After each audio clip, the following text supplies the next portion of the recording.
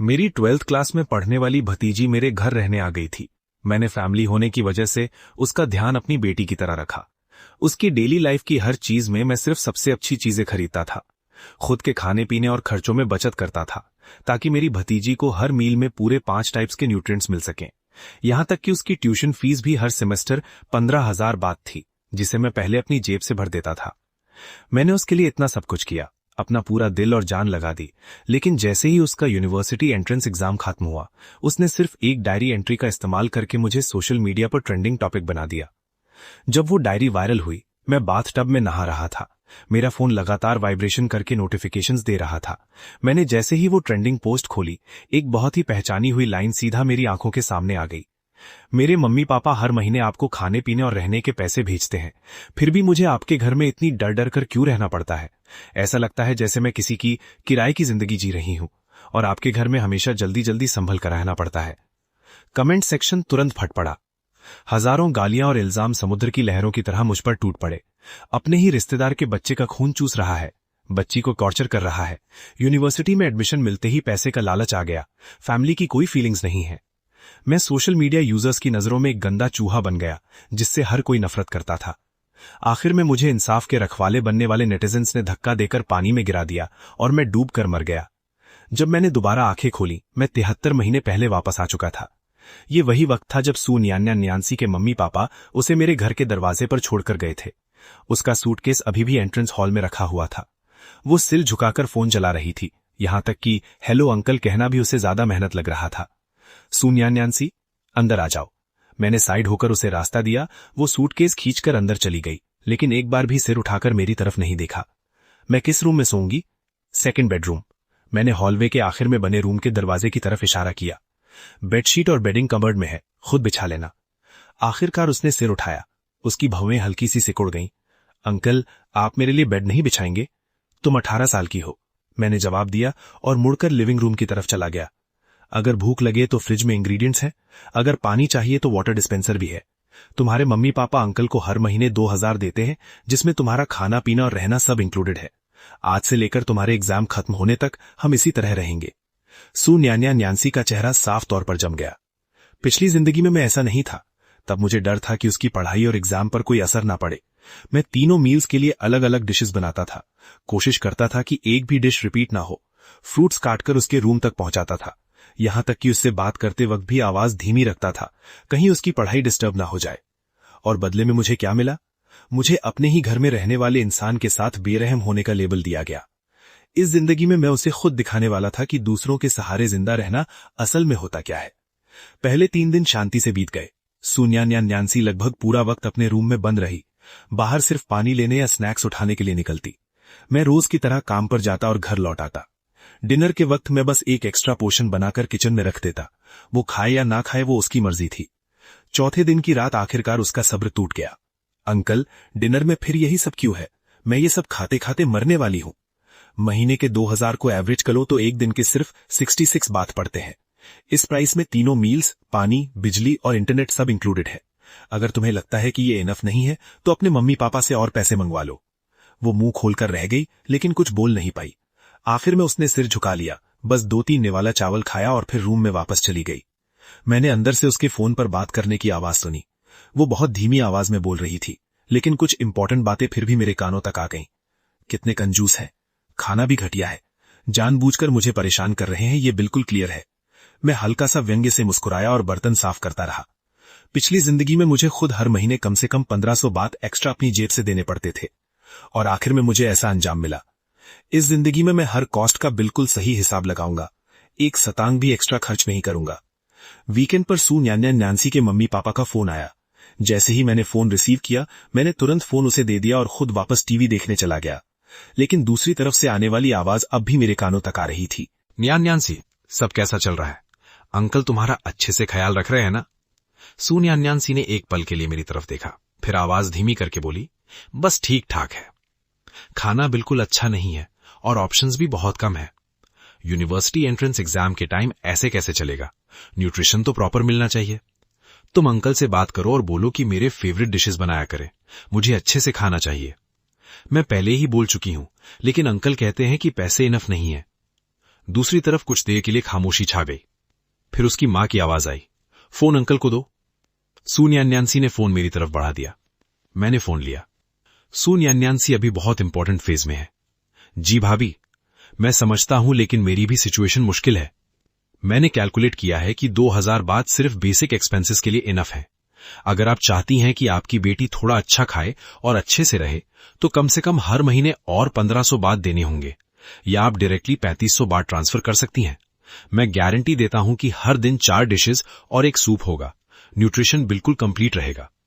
दूसरी तरफ काफी देर तक खामोशी छा गई। आखिरकार उसके पापा की आवाज आई, ठीक है, फिर मैं और 1000 बात भेज देता हूं। न्यान्यांसी का एग्जाम सबसे इंपॉर्टेंट है। 1500 बात चाहिए। एक बात भी कम हुआ तो मैं सिर्फ पहले जैसी कंडीशन के हिसाब से ही मैनेज कर पाऊंगा। आप सोच लीजिए। कॉल खत्म होने के बाद सू न्यान्यांसी मुझे घूरती रही। अंकल, आप इतना सब क्यों कर रहे हैं? आखिर किस लिए? वो मेरे रियल बड़े भाई और भाभी हैं। भाई बहन एक ही माँ बाप के बच्चे हैं, इसलिए हिसाब बिल्कुल क्लियर होना चाहिए। वैसे भी तुम्हारे मम्मी पापा की कंबाइंड इनकम हर महीने 30,000 से ज्यादा है। अपनी बेटी के एंट्रेंस एग्जाम के दौरान थोड़े एक्स्ट्रा पैसे देना उनके लिए बिल्कुल नॉर्मल बात होनी चाहिए, है ना? अगले ही दिन 1500 बात मेरे अकाउंट में आ गए। साफ दिख रहा था कि उनके लिए सोशल इमेज और इज्जत पैसों से भी ज्यादा इंपॉर्टेंट थी। मैंने उसके लिए फूड मेन्यू फिर भी चेंज नहीं किया। जब सू न्यान्यांसी ने मुझसे बार बार पूछना शुरू किया तो मैंने बस शांत लहजे में जवाब दिया, ओ, वो 1500 बात अगले महीने के एक्सपेंसेस के लिए एडवांस है। इस महीने का बजट पहले ही फिक्स हो चुका है, अब उसमें कोई चेंज नहीं हो सकता। वो गुस्से में आग बबूला हो गई और दरवाजा इतनी जोर से पटक कर बंद किया कि पूरी बिल्डिंग गूंज उठी। दूसरे हफ्ते में सू न्यान्यांसी ने अपना प्लान शुरू कर दिया। वो प्लान एक ऑडियो रिकॉर्डिंग थी जो उसने 8 दिन पहले अपनी फ्रेंड से फोन पर बात करते वक्त बनाई थी। बस एग्जाम खत्म होने दो, फिर मैं इसके खिलाफ एक आर्टिकल लिखकर इसे बुरी तरह एक्सपोज करूंगी। वैसे भी नेटिजन्स को मैनिपुलेट करना बहुत आसान है। इस बार कमेंट सेक्शन में लोगों का रिएक्शन बिल्कुल पलट गया। सिर्फ 2000 बात महीने के मिलते हैं, लेकिन ये प्रिंसेस की तरह रह रही है। ये गेस्ट बनकर नहीं रह रही, बल्कि पैरासाइट की तरह चिपकी हुई है। नेटिजन्स की सिंपैथी का फायदा उठाकर अपने रिलेटिव से बदला ले रही है। फैमिली के लिए बिल्कुल भी रिस्पेक्ट नहीं है। सू न्यान्यांसी अचानक अपने रूम से बाहर निकली। उसका चेहरा बिल्कुल सफेद पड़ चुका था। अंकल, ये आपने किया है ना? ये सब आपने ही किया है ना? मैंने क्या किया? वो आर्टिकल, स्क्रीनशॉट्स और ऑडियो रिकॉर्डिंग। ओह, शायद आसपास के किसी गुड सिटीजन ने ये सब देखकर चुप नहीं रह सका। मैंने एक और सिप चाय की ली। दुनिया में कोई भी सीक्रेट हमेशा सीक्रेट नहीं रहता। अगर तुम नहीं चाहती थी कि किसी को पता चले तो तुम्हें ये सब शुरू ही नहीं करना चाहिए था। जब वो पूरी तरह कांप रही थी तभी उसका फोन बज उठा। उसके फादर की गुस्से भरी आवाज स्पीकर पर इतनी जोर से गूंज रही थी कि पूरे घर में साफ सुनाई दे रही थी। सू न्यान्यांसी, तुमने पूरे परिवार को इतना शर्मिंदा कर दिया है कि अब हमें समझ नहीं आ रहा कि अपना चेहरा कहां छुपाए। अभी इसी वक्त घर वापस आ जाओ। कॉल खत्म होने के बाद वो जमीन पर गिर पड़ी। मैं झुककर उसकी तरफ देखता रहा। मेरी आंखों में बिल्कुल भी इमोशन नहीं था। अब समझ आया दूसरों के सहारे सांस लेना कैसा होता है। जब तुम किसी और को हर्ट करने का प्लान बना रही थी, तब तुम्हें ये एहसास नहीं था कि तुम्हारी जिंदगी का कंट्रोल काफी पहले ही किसी और के हाथ में जा चुका है। उसने पहली बार सिर उठाया। उसकी आंखों में पहली बार डर दिखाई दिया। सू न्यान्यांसी जमीन पर चुपचाप बैठी रही। शाम होने तक वो वहीं बैठी रही। आखिरकार वो उठ खड़ी हुई और अपना सामान पैक करने लगी। उसकी मूवमेंट्स बहुत धीमी थी, जैसे उसके हर कपड़े का वजन 1000 किलो हो। मैं उसकी मदद करने अंदर नहीं गया, बस दरवाजे के फ्रेम से टिककर दूर से उसे देखता रहा। उसके सारे कपड़े ब्रांडेड थे, जो उसके मम्मी पापा ने खरीद कर दिए थे। कुछ कपड़ों के प्राइस टैग्स तक अभी नहीं निकाले गए थे। पिछली जिंदगी में उसने इनमें से ज्यादातर चीजें मेरे घर पर ही छोड़ दी थी। मैंने सबको बॉक्सेस में पैक करके कैश ऑन डिलीवरी शिपिंग के थ्रू वापस भेज दिया था। ऊपर से उसकी मां ने मुझे फोन करके एक अलग ही लेक्चर दिया था। टिकट खरीद लिया है? उसके हाथ एक पल के लिए रुक गए। पापा ने कहा है कि वो कल मुझे लेने आएंगे। मैंने सर हिलाया और वापस लिविंग रूम में चला गया। मैंने टीवी ऑन कर दिया। लोकल न्यूज में आने वाले स्टॉर्म के बारे में वार्निंग दी जा रही थी। सूटकेस के व्हील्स की खरखर की आवाज धीरे धीरे एंट्रेंस तक आई और फिर रुक गए। वो मुड़कर मेरी तरफ देखने लगी। उसकी आंखें लाल हो चुकी थीं और चेहरा डरावना लग रहा था। वो आर्टिकल, अंकल, आपने ये ऐसा कैसे किया? आप जानते थे कि मैं क्या कहना चाहती थी। वो स्क्रीनशॉट्स और ऑडियो रिकॉर्डिंग, आपने घर में सीसीटीवी कैमरा कब लगाया था? मैं मुड़कर उसकी तरफ देखा।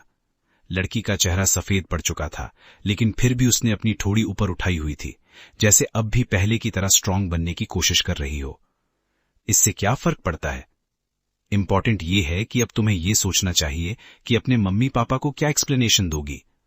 उस आर्टिकल को 70,000 से ज्यादा बार शेयर किया जा चुका है। उसका चेहरा और भी ज्यादा पीला पड़ गया। फोन दोबारा बज उठा। इस बार उसकी मां का कॉल था।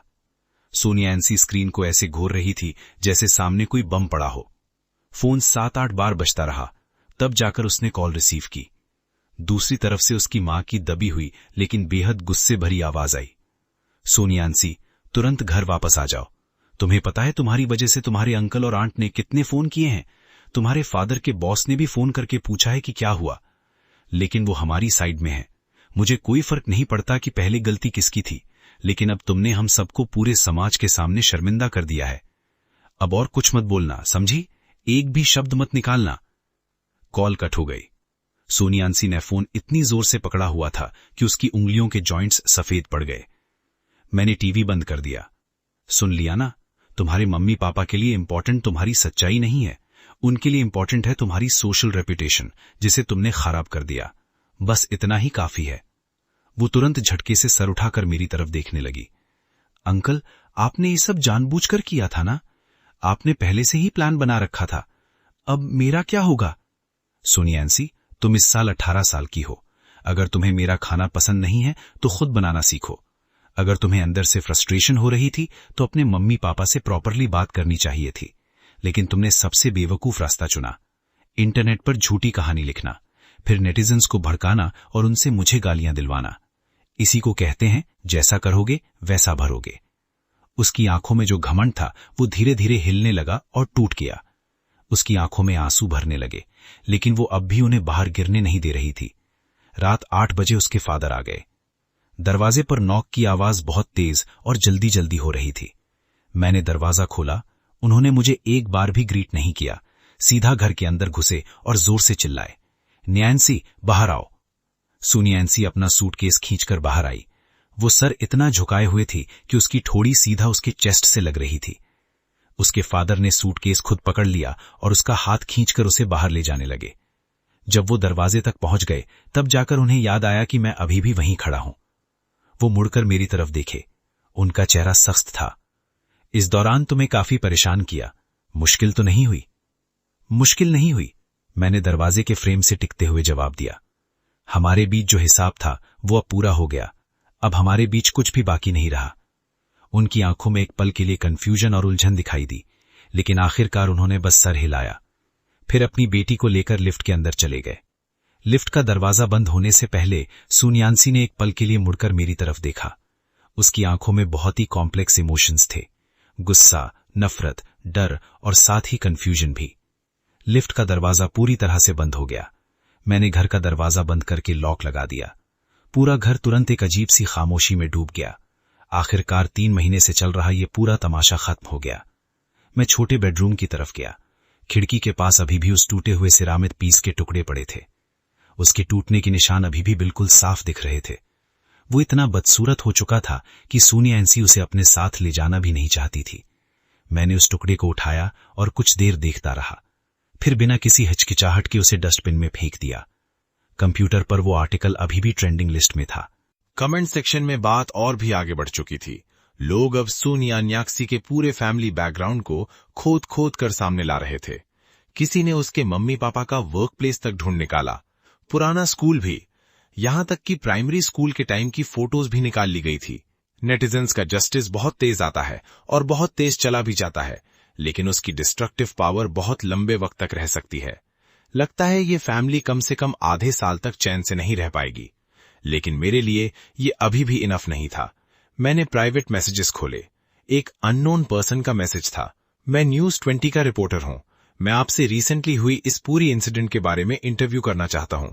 मैंने सिर्फ कुछ शब्दों में उस ऑफर को रिजेक्ट कर दिया। फिर मैंने पेज बंद कर दिया। उसके बाद मैंने पासवर्ड से लॉक्ड एक फोल्डर खोला। उसके अंदर अभी भी बहुत सारी इंपॉर्टेंट इन्फॉर्मेशन रखी थी। सोनिया न्याक्सी के पेरेंट्स की कंपनी की फाइनेंशियल प्रॉब्लम्स, उसके अंकल के लीगल केसेस के बैकग्राउंड डिटेल्स और उनके घर की ओनरशिप को लेकर चल रहा डिस्प्यूट। मैंने इन सब की तैयारी पहले ही कर रखी थी, लेकिन अभी उन्हें सामने लाने का वक्त नहीं आया था। रिवेंज भी सूप बनाने जैसा होता है। अगर आग अभी सही टेम्परेचर तक नहीं पहुंची तो उसका टेस्ट कभी परफेक्ट नहीं होता। अगले हफ्ते तक सब कुछ शांत नजर आया। फैमिली ग्रुप ने अजीब सी खामोशी थी। मेरे बड़े भाई और भाभी ने मुझे कॉन्टैक्ट लिस्ट से डिलीट कर दिया, ऊपर से मेरा फोन नंबर भी ब्लॉक कर दिया। सैटरडे आफ्टरनून को घर की डोरबेल बजी। दरवाजे के बाहर एक अनजान आदमी खड़ा था। उसकी एज लगभग 40 साल थी। वो एक अच्छा फॉर्मल सूट पहने हुए था और हाथ में ब्रीफ केस था। उसके पीछे एक यंग असिस्टेंट भी खड़ा था। मिस्टर सू चैन राइट? मैं झांग चंद्रे हूं, मैं लॉयर हूं। मुझे मिस्टर सू जिलभांग ने आपसे बात करने के लिए भेजा है। मैंने भवे उठाकर पूछा, किस बारे में? रिसेंटली आपने सोशल मीडिया पर जो एलिजिडली फॉल्स इन्फॉर्मेशन पब्लिश की है उसके बारे में। उस इन्फॉर्मेशन से मिस सू नियान न्याक्सी की रेपुटेशन को नुकसान हुआ है। लॉयर ने मुस्कुराते हुए पूछा, क्या हम अंदर आकर बात कर सकते हैं? मैंने उन्हें अंदर आने दिया। दोनों सोफा पर बैठ गए। असिस्टेंट ने अपना लैपटॉप खोला। लॉयर ने डॉक्यूमेंट्स का एक मोटा बंडल निकाला और मेरी तरफ स्लाइड कर दिया। इसमें स्क्रीनशॉट्स हैं, इंपॉर्टेंट टाइम स्टैम्प्स हैं, पोस्ट किए गए कंटेंट के रिकॉर्ड्स हैं, साथ ही मेरे क्लाइंट को हुई डैमेजेस का असेसमेंट भी है। इसके अलावा सू नियान न्याक्सी के यूनिवर्सिटी एंट्रेंस एग्जामिनेशन पर पड़ने वाले पॉसिबल इफेक्ट्स और उसके पेरेंट्स को वर्क प्लेस पर फेस करनी पड़ी क्रिटिसिज्म का रिकॉर्ड भी है। मैंने डॉक्यूमेंट्स को ऊपर ऊपर से देखा, काफी प्रोफेशनली प्रिपेयर किए गए थे। लॉयर ने कहा, इसलिए मेरे क्लाइंट की डिमांड्स हैं। पहला, सारे रिलेटेड पोस्ट्स तुरंत डिलीट किए जाएं। दूसरा, पब्लिक अपॉलजी इशू की जाए। तीसरा, 2 लाख रुपीस का कॉम्पनसेशन दिया जाए। लॉयर एक पल के लिए रुका, फिर बोला, अगर आप ये डिमांड्स एक्सेप्ट नहीं करते तो हम ऑफिशियली लॉ सूट फाइल करेंगे। लॉयर झांग, यहां आने से पहले क्या आपने उस आर्टिकल को पूरी तरह डिटेल में पढ़ा था? Of course. तो फिर आपने ये भी देखा होगा कि आर्टिकल एनोनिमसली पोस्ट हुआ था। इस बात का कोई डायरेक्ट प्रूफ नहीं है कि उसे मैंने लिखा है। लॉयर के चेहरे की स्माइल धीरे धीरे गायब होने लगी। हमारे पास टेक्निकल एनालिसिस है। उसके मुताबिक आर्टिकल पोस्ट होने के वक्त जो आईपी एड्रेस यूज हुआ था वो आपके घर के एड्रेस से मैच करता है। इसके अलावा आर्टिकल में कई ऐसी डिटेल्स हैं जो सिर्फ आप और सू नियान न्याक्सी जानते थे। लेकिन आईपी एड्रेस फेक किया जा सकता है ना? और उन डिटेल्स की बात करें तो अगर मैं वाकई उसे हर्ट करना चाहता तो मैं ऐसी इन्फॉर्मेशन क्यों लिखता जो सिर्फ हम दोनों जानते हैं? क्या ये खुद अपने पैर पर कुल्हाड़ी मारने जैसा नहीं होता? असिस्टेंट जो अभी लैपटॉप पर टाइप कर रहा था उसके हाथ एक पल के लिए रुक गए। लॉयर भी चुप हो गया। मैंने बात जारी रखी, इससे भी इंपॉर्टेंट बात यह है कि जो एडिशनल एविडेंस सामने आया, ऑडियो फाइल्स और स्क्रीनशॉट्स, एक ऑर्डिनरी ऑफिस एम्प्लॉय के पास इतनी कैपेबिलिटी कहां से आएगी कि वो ये सब इन्फॉर्मेशन कलेक्ट कर सके? आपको ये सब थोड़ा अजीब नहीं लगता? लॉयर ने भवे सिकोड़कर पूछा, आप कहना क्या चाहते हैं? मैं कह रहा हूं कि शायद कोई और है जो सू नियान न्याक्सी के फैमिली को मुझसे भी ज्यादा शर्मिंदा करना चाहता है, और वो आदमी शायद आप लोगों के बहुत करीब है। लॉयर और उसका असिस्टेंट एक दूसरे की तरफ देखने लगे। मैं खड़ा हुआ और अपने स्टडी रूम की तरफ चला गया। मैंने एक एनवेलप निकाला और उसे गेस्ट्स टेबल पर रख दिया। इसमें कुछ चीजें हैं जो आपको देखनी चाहिए। इसके बाद डिसाइड कीजिए कि आप इस केस को आगे भी हैंडल करना चाहते हैं या नहीं। लॉयर ने एनवेलप खोला। अंदर कुछ फोटोग्राफ्स और डॉक्यूमेंट्स की कॉपीज थीं। फोटोग्राफ्स में सू जिलभांग और लियू हाओयू, जो मेरी भाभी लियू वान चेंग का छोटा भाई था, एक साथ बैठकर डिनर कर रहे थे। डॉक्यूमेंट्स में लियू हाओयू की कंपनी की इंटरनल रिपोर्ट्स थीं। कुछ नंबर्स को रेड पेन से सर्कल किया गया था। लॉयर का एक्सप्रेशन तुरंत बदल गया। मैंने बिल्कुल शांत आवाज में कहा, पिछले साल लियू हाओयू ने मुझसे 1.5 लाख युआन उधार लिए थे। आज तक उसने वो पैसे वापस नहीं किए। मैं उससे कई बार पैसे मांग चुका हूं, लेकिन उसने मेरे बड़े भाई और भाभी को मेरे ऊपर प्रेशर डालने के लिए भेज दिया। पिछले महीने मुझे पता चला कि उसकी कंपनी के अकाउंट्स में कुछ प्रॉब्लम्स हैं। हो सकता है कि ये इलीगल फंड रेजिंग से कनेक्टेड हो। इसलिए मैंने अपने बड़े भाई को कहा था कि वो उसे वॉर्न करें, लेकिन मेरे बड़े भाई ने मेरी बात लियू हाओयू को बता दी। मैंने फोटोग्राफ पर उंगली रखी। उसके बाद इन दोनों ने मिलकर डिनर अरेंज किया। आप गेस कर सकते हैं कि इस डिनर में ये दोनों किस बारे में बात कर रहे थे? लॉयर ने कुछ नहीं कहा, बस अपना हाथ उस फोटोग्राफ पर रख दिया। और मैंने सोचा, लगता है हम बात कर रहे थे कि मुझे कैसे चुप कराया जाए। और बिल्कुल उसी वक्त सू नियान न्यानशी ने वो डायरी लिख दी, इसलिए उन्हें लगा कि मौका उनके हाथ आ गया है। इससे एक तरफ असली कॉन्फ्लिक्ट से लोगों का ध्यान हटा सकते थे और दूसरी तरफ इसी इंसिडेंट को बहाना बनाकर मुझ पर हमला करके मुझे पीछे हटने के लिए मजबूर कर सकते थे। लॉयर जैंग, आपको किसी और के हाथ की कठपुतली की तरह यूज किया जा रहा है। असिस्टेंट ने तुरंत टाइपिंग रोक दी। लॉयर ने मुझे घूर कर देखा। उसके माथे पर पसीने की बूंदें उभर आई थीं। ये सारी इन्फॉर्मेशन आपको कहां से मिली? मेरे भी अपने सोर्सेज हैं। अब भी आप ये केस आगे लड़ना चाहते हैं? लॉयर काफी देर तक खामोश रहा, आखिर में उसने सारे डॉक्यूमेंट समेटे और खड़ा हो गया। आज आपको परेशान करने के लिए माफी चाहता हूं। लगता है मुझे वापस जाकर अपने क्लाइंट से एक बार और बात करनी पड़ेगी। बिल्कुल, आप आराम से जाइए। मैं उन दोनों को दरवाजे तक छोड़ने गया, लेकिन जाते जाते मैंने उन्हें वार्न किया, एक बात याद रखिएगा, ल्यू हाउ यू के मामले में ज्यादा गहराई तक मत जाइएगा।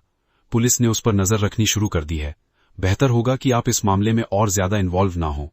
दरवाजा बंद होने के बाद मैं खिड़की के पास जाकर खड़ा हो गया। नीचे मैंने लॉयर और उसके असिस्टेंट को जल्दी जल्दी गाड़ी में बैठते और तेज रफ्तार से वहां से निकलते देखा। ये चेस गेम का एक और मूव पूरा हो गया था। 3 दिन बाद मुझे मां का फोन आया। सून या न्यांशी के घर से ये पहला फोन था। मां की आवाज बहुत थकी हुई लग रही थी। अच्छन बेटा, तुम्हारे बड़े भाई का परिवार इस वक्त बहुत मुश्किल में है। क्या हुआ? न्यांशी का मैटर इतना सीरियस हो गया है क्या? तुम्हारे भाई की ऑफिस में सब लोग उसकी बुराई कर रहे हैं। न्यांशी भी घर से बाहर निकलने को तैयार नहीं है। तुम दोनों के बीच आखिर हुआ क्या है? मां, क्या आपको पता है सूनिया न्यांशी ने इंटरनेट पर क्या लिखा था? उसने कहा कि मैंने उसे टॉर्चर किया है। उसने कहा कि वो चाहती है नेटिजन्स मिलकर मुझे पानी में धक्का देकर मार डालें। मां, क्या आपको लगता है कि इसे इग्नोर कर देना चाहिए? दूसरी तरफ खामोशी छा गई। मैंने बात जारी रखी। मां, क्या आपको पता है मेरे पास वो स्क्रीनशॉट्स और ऑडियो रिकॉर्डिंग्स क्यों हैं? क्योंकि जिस दिन से वो मेरे घर आई थी तभी मुझे पता चल गया था कि वो छुपकर मेरी आवाज रिकॉर्ड कर रही है। एक बार उसने फोन सीधा मेरी तरफ किया हुआ था। मैंने पूछा कि क्या कर रही हो? उसने कहा कि सेल्फी ले रही हूं। मां, क्या आपको सच में उसकी बात पर भरोसा है? बच्ची शायद बस कुछ कर रही होगी, उसे अभी दुनिया की समझ नहीं है। मां, वो 18 साल की हो चुकी है। अब उसे सही गलत समझना चाहिए। उसमें ये समझ इसलिए नहीं है क्योंकि मेरे बड़े भाई और भाभी ने उसे कभी डिसिप्लिन ही नहीं किया। मां ने दोबारा गहरी सांस ली। अब क्या किया जाए? पूरा परिवार टूटने की कगार पर है। बहुत सिंपल है। सून या न्यांशी को खुद मेरे पास आकर माफी मांगनी होगी। उसे एक रिटन अपॉलॉजी देनी होगी और पब्लिक में भी क्लैरिफिकेशन देना होगा। दूसरा, मेरे बड़े भाई और भाभी को पूरी सिचुएशन का सीक्वेंस अपने रिलेटिव्स और फ्रेंड्स को क्लियरली एक्सप्लेन करना होगा। तीसरा, ल्यू हाउ यू को मेरे 1,50,000 युवान वापस करने होंगे, इंटरेस्ट के साथ। लेकिन ल्यू हाउ यू का इस सबसे क्या कनेक्शन है? मां, आप मेरे बड़े भाई से पूछ लीजिए, सब समझ आ जाएगा। मां, मैं किसी को फोर्स नहीं करना चाहता, मैं सिर्फ फेयरनेस चाहता हूं। कॉल कट करने के बाद मैं अंधेरे में चुपचाप बैठ गया। मैंने लाइट ऑन नहीं की, सिर्फ मेरे फोन की स्क्रीन अंधेरे में चमक रही थी। तभी एक न्यूज नोटिफिकेशन आया। पुलिस ने इलीगल फंड रेजिंग नेटवर्क का भंडाफोड़ किया। मुख्य संदिग्ध ल्यू सरनेम वाला व्यक्ति गिरफ्तार। ल्यू सरनेम, ल्यू हाउ यू। मैंने नोटिफिकेशन खोला और पूरी डिटेल्स पढ़ने लगा। न्यूज में एग्जैक्ट अमाउंट मेंशन नहीं किया गया था। सिर्फ इतना बताया गया था कि इस केस में कई 100 इन्वेस्टर्स शामिल थे और अमाउंट बहुत बड़ा था। कमेंट सेक्शन में लोग अब ल्यू हाउ यू के सोशल कनेक्शंस को भी खोदना शुरू कर रहे थे। अगली सुबह मुझे दरवाजे पर जोर जोर से पड़ती आवाज से नींद खुली। बैंग बैंग, पूरा दरवाजा हिल रहा था। मैंने पीप होल से बाहर देखा। वहां मेरा बड़ा भाई सू जियान बैंग खड़ा था। उसकी आंखें पूरी तरह लाल थीं, बालों का बुरा हाल था। मैंने दरवाजा खोला। वो सीधा अंदर घुसा और मेरी कॉलर पकड़ ली। ये सब तुमने किया है ना? मैंने कोई रेजिस्टेंस नहीं किया। क्या किया? ल्यू हाउ यू, तुमने ही पुलिस को उसके बारे में रिपोर्ट किया था ना? कल रात उसे गिरफ्तार कर लिया गया। कंपनी भी सील कर दी गई। अब सारे रिलेटिव्स हमारे घर आ रहे हैं और हम पर भी उसके साथ मिलकर फ्रॉड करने का इल्जाम लगा रहे हैं। मैंने कहा, हाथ छोड़ो, लेकिन उसने छोड़ा नहीं, बल्कि मेरी कॉलर और जोर से पकड़ ली। तुम हमसे इतनी नफरत करते हो? तुम्हें इतनी नफरत है कि सबको अपने साथ बर्बाद कर दोगे? छोड़ो। मैंने सीधा उसकी आंखों में देखा। वो एक पल के लिए रुक गया। आखिरकार उसने मेरी कॉलर छोड़ दी। उसकी चेस्ट गुस्से और इमोशंस की वजह से तेजी से ऊपर नीचे हो रही थी। मैंने अपनी कॉलर ठीक की, फिर उसके लिए ग्लास पानी भरा और उसकी तरफ बढ़ा दिया, लेकिन उसने ग्लास नहीं लिया। ल्यू हाउ यू ने इलीगल फंड रेजिंग किया। क्या मैंने उसे मजबूर किया था? क्या मैंने उसे लोन लेने और लोगों से पैसे लेने के लिए कहा था? क्या मैंने उसे पैसे वापस ना करने की ट्रेनिंग दी थी? या फिर सू न्यांसी ने इंटरनेट पर फेक स्टोरी बनाई थी? क्या मैंने उसके लिए वो आर्टिकल लिखा था? भाई, मैंने तुम लोगों को हर्ट नहीं किया, तुम लोगों ने खुद को हर्ट किया है। बकवास बंद करो। उसने उंगली से मेरी तरफ इशारा किया। वो सारी इन्फॉर्मेशन अगर तुमने नहीं दी तो फिर कौन ला सकता था? तुमने जानबूझकर बदला लिया है। हाँ, मैं बदला ले रहा हूं, लेकिन मुझे ऐसा करना पड़ा क्योंकि शुरुआत तुम लोगों ने की थी। अगर सून यान्सी ठीक से बिहेव करती, अगर तुम और भाभी हर सिचुएशन को ऑनेस्टली हैंडल करते, तो आज ये सब होता ही नहीं। वो मुंह खोलकर मुझे देखता रह गया, लेकिन एक भी शब्द नहीं निकाल पाया। लियू हाओयू के बारे में मैंने तुम्हें बहुत पहले वॉर्न किया था। मैंने तुमसे कहा था कि उसे रोकने के लिए बोलो, लेकिन तुमने क्या किया? तुमने तुरंत उससे जाकर बता दिया कि मैं सीक्रेटली उसकी इन्वेस्टिगेशन कर रहा हूं। फिर तुम लोगों ने मिलकर मुझे खत्म करने की प्लानिंग की।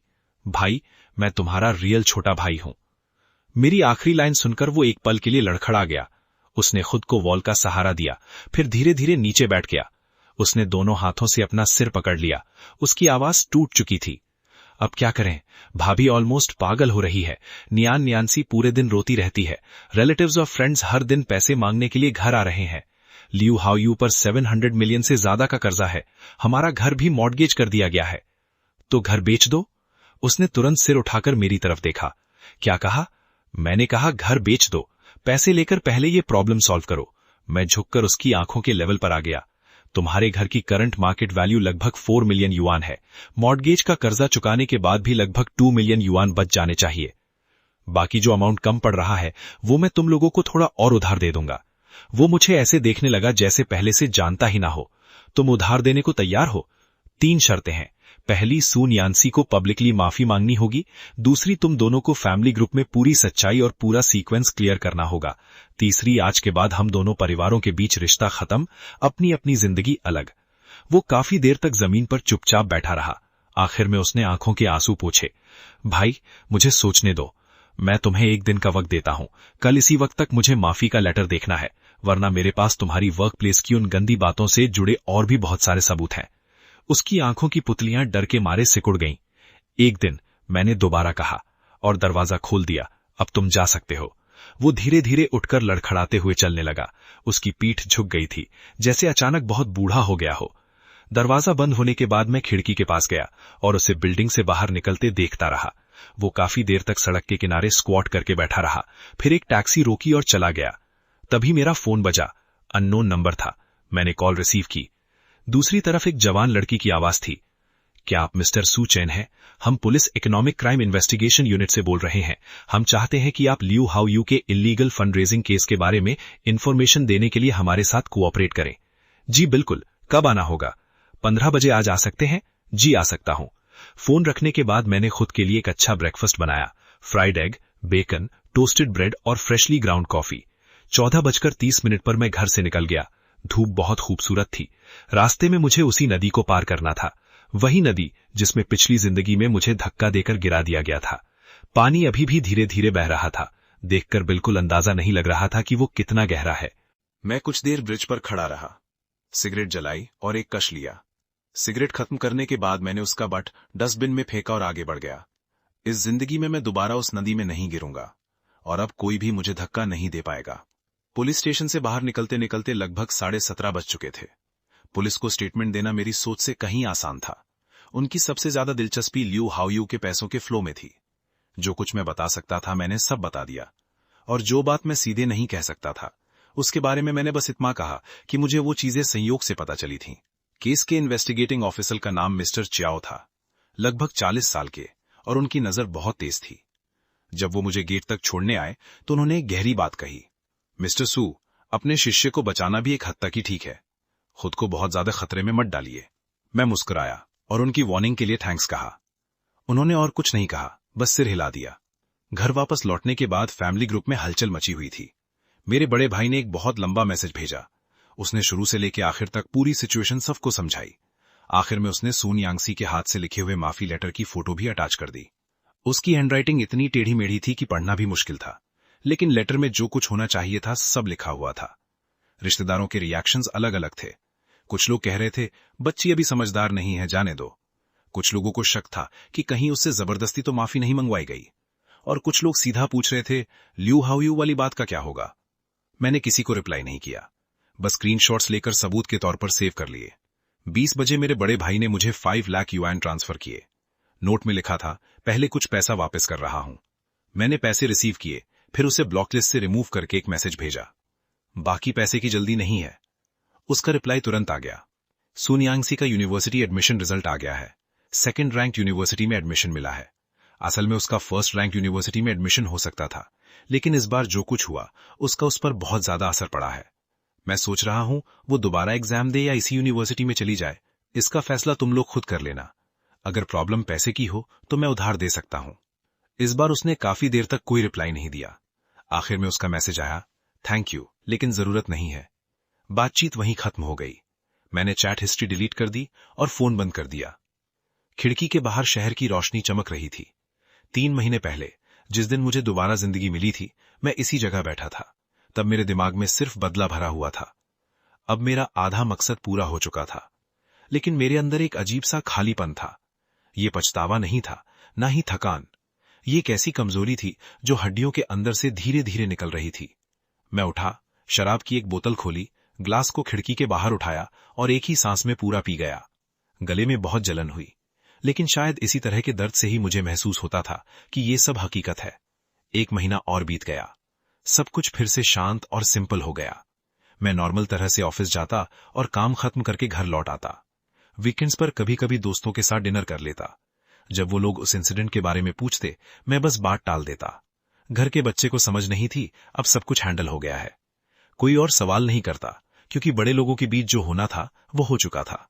सितंबर की शुरुआत की एक सैटरडे मॉर्निंग मेरे घर की डोरबेल दोबारा बजी। इस बार मेरी माँ थी। उनके हाथ में गर्म खाना रखने वाला एक टिफिन था। उनकी आंखों में अजीब सी झिझक थी और वो इधर उधर देख रही थी। माँ, अंदर आ जाओ। मैंने उन्हें अंदर आने दिया। माँ ने टिफिन टेबल पर रखा। उनका अंदाज अजीब सा झिझक भरा था। वो बैठने की हिम्मत नहीं कर रही थी। मैंने कहा, बैठ जाओ। तब जाके वो कुर्सी के बिल्कुल किनारे पर बैठी। मैंने उनके लिए ग्लास पानी डाला। माँ ने ग्लास दोनों हाथों से पकड़ा, लेकिन पिया नहीं। माँ, जो कहना है सीधा कह दो। माँ ने मेरी तरफ देखा। उनकी आंखों के किनारे लाल होने लगे थे। तुम्हारे बड़े भाई और उसका परिवार, उन्होंने घर बेच दिया है। मैंने सिर हिला दिया। मुझे पहले से अंदाजा था। अब वो शहर के वेस्ट साइड वाले पुराने रेजिडेंशियल एरिया में शिफ्ट हो गए हैं। सिर्फ 2 बेडरूम और 1 हॉल का घर है। साइज भी बस 60 वर्ग मीटर। सून यांगसी ने दोबारा एग्जाम देने का फैसला किया है। तुम्हारी भाभी सुपरमार्केट में कैशियर की जॉब कर रही है। तुम्हारा भाई अभी भी उसी कंपनी में है, लेकिन उसकी पोजीशन डाउनग्रेड कर दी गई है। मैंने कुछ नहीं कहा, लेकिन माँ ने मेरा हाथ पकड़ लिया। श्याओ चैन, माँ जानती है कि तुम्हारे लिए बहुत मुश्किल रहा है, लेकिन क्या तुम उन्हें माफ नहीं कर सकते?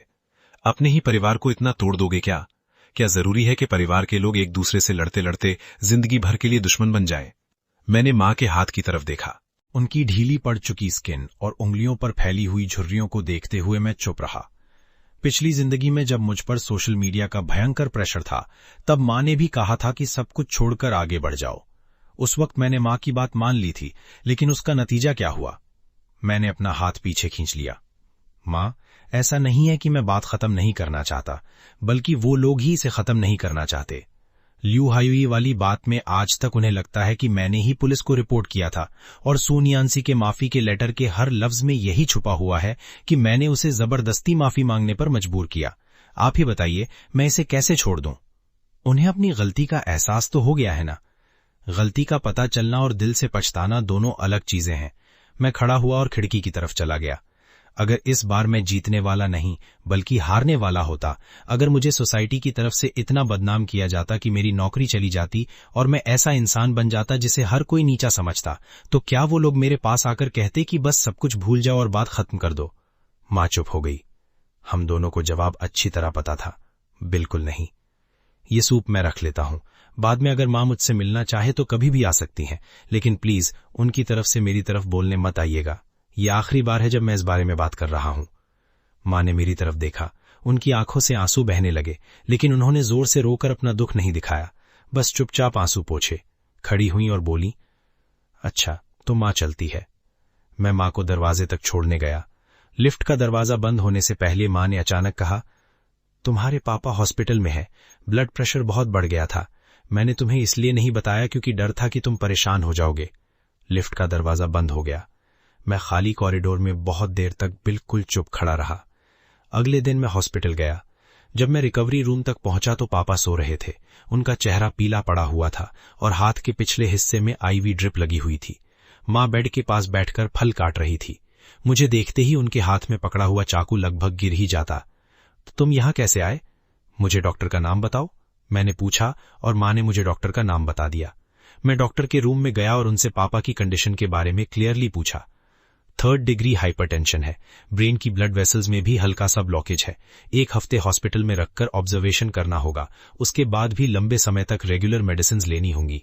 डॉक्टर ने साय किया। बुजुर्ग लोगों को बिल्कुल भी इमोशनल स्ट्रेस नहीं देना चाहिए। इस बार तो किस्मत अच्छी थी, अगली बार क्या होगा कह नहीं सकते। मैंने डॉक्टर को थैंक्स कहा। जब मैं रूम में वापस आया तो पापा जाग चुके थे। उनकी आंखों में मुझे लेकर बहुत सारी उलझन थी। पापा ने भारी और खुरदुरी आवाज में कहा, तू आ गया। मैंने जो फल खरीदे थे उन्हें बेड के पास रख दिया। आपकी तबीयत कैसी है? अभी मरा नहीं हूं। पापा ने चेहरा दूसरी तरफ घुमा लिया। यहां क्यों आया है? उस तमाशे को देखने? मां ने तुरंत बीच में बोलना चाहा। वो ऐसा नहीं कहना चाहते। तुम चुप रहो। पापा ने मां की बात काट दी और फिर मेरी तरफ घूर कर देखा। अब खुश है? तेरे भाई ने घर भी बेच दिया, उसकी नौकरी भी मुश्किल से बची है, तेरी भतीजी का फ्यूचर भी बर्बाद हो गया। अब मेरी बारी है ना? तू जरूर बहुत खुश होगा। पेशेंट रूम में इतनी खामोशी थी कि आईवी ड्रिप से गिरती बूंदों की आवाज तक साफ सुनाई दे रही थी। मैंने एक कुर्सी खींचकर बैठ गया और शांत नजरों से पापा को देखा। पापा, आपको लगता है कि ये सब मेरी वजह से हुआ है? तो फिर किसकी वजह से हुआ? अच्छा, तो मैं आपसे 2-3 सवाल पूछता हूं। पहला, जब नियांसी मेरे घर रहने आई थी, भाई उसे हर महीने 2000 रुपए देता था। क्या वो उसके बेसिक एक्सपेंसेस के लिए काफी था? दूसरा, सो नियांसी ने इंटरनेट पर झूठ बोलकर कहा कि मैंने उसके साथ अब्यूज किया। क्या उसे मुझसे माफी नहीं मांगनी चाहिए थी? उनके होंठ हल्की सी हरकत करने लगे। तीसरा, लियू हायुई ने इल्लीगल फंड रेजिंग करके इतने सारे लोगों को धोखा दिया। क्या उसे अरेस्ट नहीं किया जाना चाहिए था? वो अलग बात है। उनकी आवाज तेज हो गई। लियू हायुई की बात कर रहा हूं तो वो लियू हायुई की बात है, लेकिन तेरा भाई है। तूने उन सबको साथ में बर्बाद करने की कोशिश क्यों की? क्योंकि जब लियू हायुई के साथ प्रॉब्लम हुई, भाई का सबसे पहला रिएक्शन ये था कि उसने मुझे ही पुलिस में रिपोर्ट करने वाला समझा, क्योंकि उसने मुझे कभी अपना छोटा भाई माना ही नहीं। उसके लिए मैं सिर्फ एक बोझ था। पापा, क्या आपको जानते हैं सबसे दुखद बात क्या है? अब तक भी आपको लगता है कि पूरी गलती मेरी ही है। पापा का सीना तेजी से ऊपर नीचे होने लगा। मॉनिटर से अचानक वार्निंग बीप की आवाज आने लगी। मां घबरा गई और तुरंत नर्स बुलाने वाला बटन दबा दिया। नर्स भागती हुई अंदर आई और मुझे बाहर कर दिया। मुझे धक्का देते हुए कॉरिडोर तक ले जाया गया। ग्लास की खिड़की से अंदर देखने पर डॉक्टर और नर्सेज पापा के चारों तरफ भाग दौड़ कर रहे थे। मां पास खड़ी आंसू पोंछ रही थी। मैं कुछ देर तक देखता रहा, फिर पीठ घुमाकर वहां से चला गया। हॉस्पिटल से बाहर निकलते ही मेरा फोन बजा। भाई का कॉल था। तू पापा से मिलने गया था ना? उसकी आवाज ठंडी थी। उन्होंने तुझसे क्या कहा? कुछ नहीं। मैं सड़क के किनारे चला गया और सिगरेट जला ली। डॉक्टर ने कहा है कि पापा को इमोशनल स्ट्रेस नहीं देना। दूसरी तरफ 2-3 सेकंड तक खामोशी रही। फिर उसने कहा, सुचन, तूने हमारा पूरा परिवार बर्बाद कर दिया है। अब तुझे खुशी मिल गई ना? सिगरेट का जलता हुआ टुकड़ा मेरे हाथ पर गिर गया और मेरी स्किन जलने लगी, लेकिन मैं जरा भी नहीं हिला। खुशी? हां, मैं तो बहुत खुश हूं। मैंने कॉल कट कर दिया। उसके बाद उसका नंबर भी ब्लॉक कर दिया। अक्टूबर का महीना आते आते मौसम ठंडा होने लगा था। कंपनी ने मुझे आधे महीने के लिए साउथ में काम करने भेजा। जाने से पहले मैंने एक बार घर का सारा सामान चेक किया। गेस्ट रूम की वार्डरोब के बिल्कुल नीचे वाले शेल्फ में मुझे एक डायरी मिली। कवर पिंक था और उस पर एक छोटा सा लॉक लगा हुआ था, लेकिन लॉक पहले ही टूट चुका था। मैंने बस हल्का सा खोला और वो तुरंत खुल गया। ये सू नियांसी की डायरी थी। मैं कुछ देर तक हिचकिचाता रहा, लेकिन आखिर में मैंने उसे खोल ही लिया। पहले पेज पर यूनिवर्सिटी एंट्रेंस एग्जाम की प्रिपरेशन का प्लान था। उसका गोल था कि उसे कैपिटल सिटी की यूनिवर्सिटी में एडमिशन लेना ही है। आगे की पेजेस पलटने पर उसके मेरे घर में शिफ्ट होने के बाद के दिनों की एंट्रीज थी। जैसे जैसे पेजेस आगे बढ़ते गए, उसकी नफरत और गहरी होती गई। आखिरी पेज उस दिन लिखा गया था जिस दिन यूनिवर्सिटी एंट्रेंस एग्जाम खत्म हुआ था। उसमें लिखा था, जब तक मेरा आर्टिकल पब्लिश नहीं हो जाता तब तक वेट करूंगी। मैं देखना चाहती हूं कि उस वक्त भी तुम हंस पाओगे या नहीं। मैंने डायरी बंद कर दी, एक सिगरेट जलाई और खिड़की के पास खड़े होकर धीरे धीरे उसे खत्म किया। फिर मैंने लाइटर निकाला, डायरी में आग लगा दी। आग की लपटें धीरे धीरे पूरी डायरी को निगलने लगी। आग की लपटें तेज हो गईं और हवा के साथ डायरी के अक्षर धीरे धीरे गायब होने लगे। कागज के पन्ने सिकुड़कर काले पड़ गए और आखिर में पूरी तरह राख बन गए। मैंने बची हुई राख को टॉयलेट में डाल दिया और फ्लश कर दिया। पानी के बहने की तेज आवाज पूरे बाथरूम में गूंज उठी। जब मैं अपने बिजनेस ट्रिप से वापस लौट रहा था, तब एयरपोर्ट पर मुझे लॉयर का फोन आया। मिस्टर सू, लियू हायोजू के केस में नई प्रोग्रेस हुई है। पुलिस की इन्वेस्टिगेशन में पता चला है कि आपके बड़े भाई सू जनपेंग का भी इस केस से कुछ कनेक्शन हो सकता है। वो मेन कल्प्रिट नहीं है, लेकिन उसने कुछ फंडिंग चैनल्स अरेंज करने में मदद की थी। फिलहाल पुलिस एविडेंस कलेक्ट कर रही है। मेरे कदम अचानक रुक गए। पक्का है? इंटरनल इन्फॉर्मेशन के मुताबिक काफी हद तक कंफर्म है। अगर आप चाहें तो मैं आपको लीगल एडवाइस दे सकता हूं, क्योंकि ये मामला आगे चलकर आपकी फैमिली प्रॉपर्टी डिस्प्यूट को भी अफेक्ट कर सकता है। मैं मुस्कुराया। लॉयर जैंग, आपके काम की बाउंड्री काफी वाइड है। क्लाइंट के इंटरेस्ट्स को ध्यान में रखना मेरा फर्ज है, और मुझे लगता है कि आपको प्रोफेशनल एडवाइस की जरूरत हो सकती है कि कानून के दायरे में रहकर अपने राइट्स को मैक्सिमम कैसे प्रोटेक्ट किया जाए, खासकर तब जब आपके फैमिली मेंबर्स को क्रिमिनल पनिशमेंट का सामना करना पड़ सकता है। मैंने उनकी बात बीच में ही रोक दी। मैं श्योर हूं उन्होंने जो रास्ता खुद चुना है उन्हें उसी रास्ते पर आखिर तक जाना होगा, और मुझे जो चाहिए था मैं वो ऑलरेडी पा चुका हूं। कॉल कट करने के बाद मैंने एयरपोर्ट की बुक स्टोर से एक किताब खरीदी और लगेज का वेट करते हुए बैठ गया। किताब साइकोलॉजी पर थी। पहले पेज पर लिखा था, बदला इंसान को संतुष्टि नहीं देता, वो सिर्फ उसकी तकलीफ को और लंबा कर देता है। मैंने उसे पढ़ा, फिर किताब वापस शेल्फ पे रख दी। जो लिखा था शायद वो सही था, लेकिन कभी कभी इंसान को संतुष्टि नहीं, इंसाफ चाहिए होता है, चाहे उस इंसाफ की कीमत सब कुछ बर्बाद कर देना ही क्यों ना हो। अगर दोनों तरफ को साथ में तबाह होना पड़े तब भी ये जिंदगी भर अपमान सहने से बेहतर है। नवंबर के आखिर में पापा हॉस्पिटल से डिस्चार्ज हो गए। मां ने फोन किया और बताया कि पापा मुझसे एक बार मिलना चाहते हैं, इसलिए वीकेंड पर मैं उनसे मिलने गया।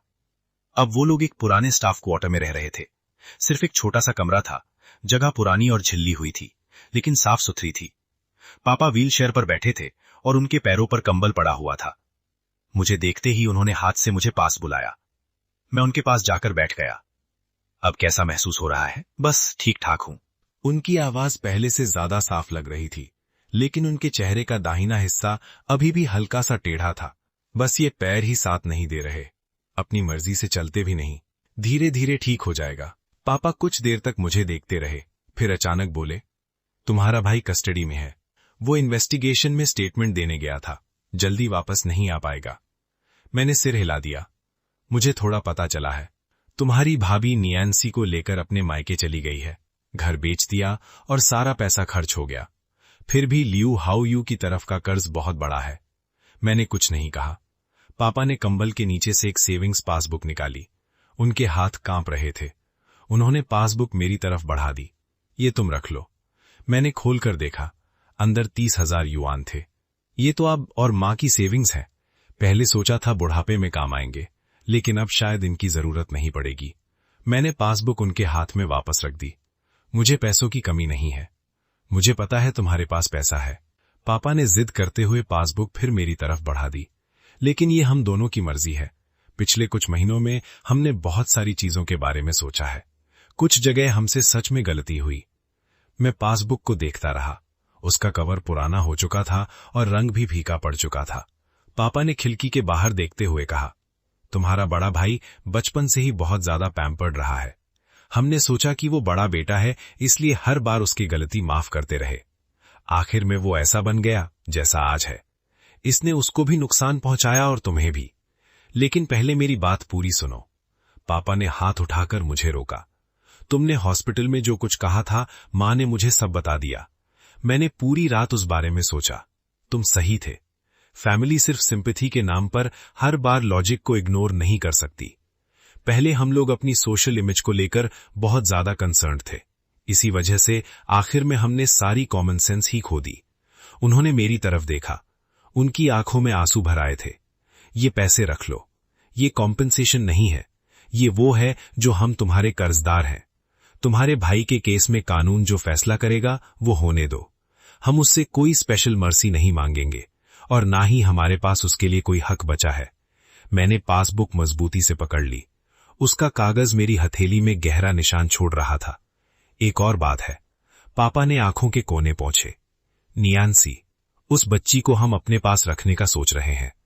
उसकी मां के घरवाले भी अब उसकी जिम्मेदारी नहीं लेना चाहते, लेकिन बच्ची को अभी पढ़ना है। हम दोनों बूढ़े हैं, लेकिन उसे पाल सकते हैं और उसे थोड़ा डिसिप्लिन भी सिखा सकते हैं। ये सुनकर मैं सच में हैरान हो गया। वो मानेगी? मानना ही पड़ेगा। पापा का टोन अचानक सख्त हो गया। अब वो 18 साल की है। इस उम्र में इंसान को समझदार होना चाहिए। अगर अभी भी समझ नहीं है तो हम उसे तब तक सिखाएंगे जब तक वो समझना ना सीख जाए। मैं काफी देर तक चुप रहा। आखिर में मैंने कहा, अगर किसी चीज में मेरी जरूरत हो तो मुझे बता दीजिएगा। जरूरत नहीं पड़ेगी। पापा ने सिर हिला दिया। हम संभाल लेंगे। तुम बस अपनी जिंदगी अच्छे से जियो। वापस जाते वक्त माँ मुझे नीचे तक छोड़ने आई। बिल्डिंग के एंट्रेंस पर पहुंचते ही माँ ने अचानक मुझे गले लगा लिया। उन्होंने मुझे बहुत कसकर पकड़ लिया। बेटा, माँ को माफ कर दो। उनकी आवाज आंसुओं के बीच टूट रही थी। माँ को सच में माफ कर दो। मैंने कुछ नहीं कहा। कुछ जख्म सिर्फ एक बार सॉरी कह देने से ठीक नहीं होते। दिसंबर की शुरुआत में पहली बार बर्फ गिरनी शुरू हुई। मुझे सू नैन्सी का फोन आया। हमारी आखिरी मुलाकात को आधा साल बीत चुका था। उसकी आवाज अब पहले से ज्यादा मैच्योर लग रही थी। अंकल, क्या आप मुझसे मिल सकती हैं? हम दोनों एक कॉफी शॉप में मिले। वो पहले से काफी पतली हो गई थी। उसने सिर्फ एक सिंपल डाउन जैकेट पहनी थी। चेहरे पर कोई मेकअप नहीं था और बालों को पोनीटेल में बांधा हुआ था। मुझे देखते ही वो खड़ी हो गई और थोड़ी घबरा गई। मैंने इशारा करके उसे बैठने को कहा। वो दोनों हाथों से कॉफी का कप पकड़े बैठी थी। उसकी उंगलियों के सिरों का रंग सफेद पड़ गया था। अंकल, मैं आपसे सामने से माफी मांगना चाहती हूं, जो कुछ भी हुआ उस सब के लिए। तुम्हारी डायरी में तो तुमने वो सब नहीं लिखा था ना? वो कुछ पल चुप रही, फिर तुरंत मेरी तरफ देखने लगी। अंकल ने डायरी पढ़ ली थी? पढ़ ली थी और जला भी दी। उसने सिर झुका लिया। उसके कंधे हल्के हल्के कांप रहे थे। मुझे लगा वो रो पड़ेगी, लेकिन उसने खुद को कंट्रोल किया और बस एक गहरी सांस ली। अंकल, मैंने वो बातें सच में दिल से नहीं लिखी थी। मैं बस थोड़ी हर्ट और फ्रस्ट्रेटेड थी। मुझे पापा मम्मी से कुछ कहने की हिम्मत नहीं हुई, इसलिए सारा गुस्सा आप पर निकाल दिया। वो सिर हिला रही थी और आंसू उसके गालों से बहकर टेबल पर गिर रहे थे। लेकिन जब बात इतनी बड़ी हो गई तो मुझे डर लगने लगा। मुझे लगा पापा मम्मी मुझे डांटेंगे। स्कूल में मेरे क्लासमेट्स मेरा मजाक उड़ाने लगे। इंटरनेट पर लोग मेरी पुरानी डिटेल्स तक खोदने लगे। उस वक्त मुझे हर दिन मर जाने का मन करता था। मैंने कॉफी को धीरे धीरे हिलाया। फिर दादाजी हॉस्पिटल में चले गए, पापा इन्वेस्टिगेशन के अंडर आ गए और मम्मी रोज रोती थीं। तब मुझे फाइनली समझ आया कि मैंने क्या कर दिया। सिर्फ मेरी जिद की वजह से मेरे पूरे फैमिली को इसका नुकसान उठाना पड़ा। अब मैं दोबारा एंट्रेंस एग्जाम की प्रिपरेशन कर रही हूँ। उसने अपना सर उठाया। उसकी आंखें लाल और सूजी हुई थीं, लेकिन उनमें डिटर्मिनेशन था। दादाजी ने कहा कि अगर गलती की है तो उसे एक्सेप्ट करना पड़ेगा और एक्सेप्ट करने के बाद उसे सुधारना भी पड़ेगा। मैं दोबारा एंट्रेंस एग्जाम दूंगी, अच्छे से पढ़ूंगी और फ्यूचर में अंकल का बदला चुकाने की कोशिश करूंगी। तुम्हें मेरा बदला चुकाने की जरूरत नहीं है, बस अपनी जिंदगी अच्छे से जीना। वो अपने होंठ काटकर कुछ देर चुप रही, फिर बोली, सच कहूं तो मुझे पता है कि अंकल को पहले दिन से ही पता चल गया था कि मैं सीक्रेटली रिकॉर्डिंग कर रही हूं। मैंने भौएं सिकोड़ ली। उस दिन जब अंकल मेरे लिए खाना बना रहे थे, मैंने फोन टेबल पर रखा था। अंकल ने एक बार उसकी तरफ देखा था। आपकी आंखें बहुत कोल्ड थीं, लेकिन मुझे लगा कि अंकल ने नोटिस नहीं किया। बाद में सोचा तो समझ आया, अंकल इतने स्मार्ट हैं, वो कैसे नहीं देख सकते थे। अंकल ने जानबूझकर मुझे रिकॉर्डिंग करने दी थी, है ना? मैंने ना हाँ कहा ना। अंकल ने सब कुछ पहले से प्लान किया हुआ था। जिस पल मैं अंकल के घर में कदम रखा तभी से अंकल ने जानबूझकर मेरे साथ कोल्ड बिहेवियर किया ताकि मैं वो सब इंटरनेट पर लिख दूं। लेकिन क्यों? मैंने उस सवाल को देखा। क्योंकि अंकल तुम्हें एक लेसन देना चाहते थे, ऐसा लेसन जो तुम पूरी जिंदगी नहीं भूलोगी। कॉफी ठंडी हो चुकी थी और खिड़की के बाहर बर्फ धीरे धीरे गिर रही थी। अचानक वो बोली, अंकल, मैं आपसे नफरत करती हूं, लेकिन मैं आपको थैंक यू भी कहना चाहती हूं। अगर आप नहीं होते तो शायद मैं कभी मैच्योर नहीं होती। शायद मुझे कभी समझ ही नहीं आता कि कुछ गलतियां ऐसी होती हैं जो नहीं करनी चाहिए। मैंने उसकी तरफ देखा। 6 महीने पहले जो लड़की एरोगेंट और जिद्दी थी, उसकी आंखों में अब कुछ और ही था। शायद दर्द इंसान को बड़ा कर देता है, या फिर कुछ लेसन्स की कीमत बहुत ज्यादा होती है। तुम मुझसे नफरत कर सकती हो, कोई प्रॉब्लम नहीं, लेकिन कम से कम उन लोगों से तो बेहतर हो जो गलत और सही के बीच का फर्क ही नहीं समझते। वो कड़वी सी मुस्कान देकर बोली, मैं दोबारा पूरी मेहनत से पढ़ूंगी। अगले साल मुझे एक अच्छी यूनिवर्सिटी में एडमिशन लेना है। कॉफी शॉप से बाहर निकलते वक्त बर्फ तेज हो गई थी। वो दरवाजे पर कुछ देर खड़ी रही, फिर हिचकिचाते हुए पूछा, अंकल, क्या हम दोबारा एक फैमिली बन सकते हैं? मैंने अम्ब्रेला खोला और बर्फ के बीच आगे बढ़ने लगा। पहले अपनी जिम्मेदारी अच्छे से निभाओ, बाकी बातों के बारे में बाद में सोचेंगे। न्यू ईयर की रात में घर पर अकेला था। टीवी पर लाइव न्यू ईयर सेलिब्रेशन चल रहा था। लोग गाने गा रहे थे और डांस कर रहे थे। जैसे जैसे मिडनाइट का वक्त करीब आया, अचानक डोरबेल बजी। दरवाजा खोला तो माँ खड़ी थी। उनके हाथ में एक बड़ा बैग था। ठंड की वजह से उनका चेहरा लाल हो गया था। मैंने सोचा मेरा बेटा अकेला होगा, इसलिए तुम्हारे लिए डम्पलिंग्स बनाकर लाई हूं। मैंने माँ को अंदर बुलाया। उन्होंने जैकेट उतारी और सीधा किचन में जाकर डम्पलिंग्स उबालने लगी।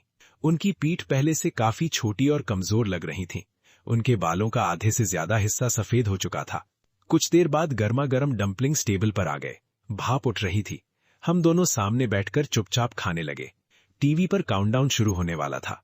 अचानक माँ ने बोला, तुम्हारे पापा सो गए हैं। सोने से पहले भी तुम्हारे बारे में बोल रहे थे कि डम्पलिंग्स के अंदर जो मिक्स्ड फिलिंग है वो तुम्हारी फेवरेट है। आज नियांशी का भी फोन आया था। उसके मॉक एग्जाम के मार्क्स 750 पॉइंट्स बढ़ गए हैं। वो अच्छी यूनिवर्सिटी में एडमिशन के लिए पूरी मेहनत कर रही है। तुम्हारे भाई की तरफ शायद उसे जेल की सजा हो सकती है। लॉयर ने कहा है कि वो सस्पेंडेड सेंटेंस के लिए कोशिश करेगा, लेकिन अभी कुछ पक्का नहीं है। टीवी पर काउंटडाउन खत्म हुआ। हैप्पी न्यू ईयर, आप सबको खुशियां मिलें। ये वर्ड स्क्रीन पर चमकने लगे। खिड़की के बाहर फायरवर्क्स एक के बाद एक आसमान को रोशन कर रहे थे। माँ ने मेरी तरफ देखा। उनकी आंखों में आंसू थे, लेकिन फिर भी वो मुस्कुराईं। हैप्पी न्यू ईयर बेटा। मैंने माँ का हाथ पकड़ लिया। उनका हाथ बहुत ठंडा था, लेकिन उस स्पर्श में सच्चाई थी। हैप्पी न्यू ईयर माँ। बाहर फायरवर्क्स लगातार आसमान को रोशन कर रहे थे। पिछली जिंदगी में मैं ठंडे पानी में मर गया था, अपने दिल में गुस्से, दर्द और नफरत को लेकर। लेकिन इस जिंदगी में मैं एक गर्म कमरे में था। मेरे आसपास मेरे फैमिली मेंबर्स थे और मेरे हाथ में गर्म चाय थी। क्या मेरा बदला खत्म हो गया था, या फिर क्या मेरी जिंदगी अभी शुरू हुई थी? हाँ, कुछ नफरतों को पूरा करना जरूरी होता है और कुछ रिश्तों को दोबारा बनाना भी जरूरी होता है। गलत रास्ते पर चले गए लोग कभी कभी मुड़कर वापस आ सकते हैं, और जो लोग एक बार गलती कर चुके हैं वो भी दोबारा एक दूसरे से मिल सकते हैं। यही जिंदगी है। ये कभी बहुत क्रूअल होती है, लेकिन आखिर में ये इंसाफ भी करती है।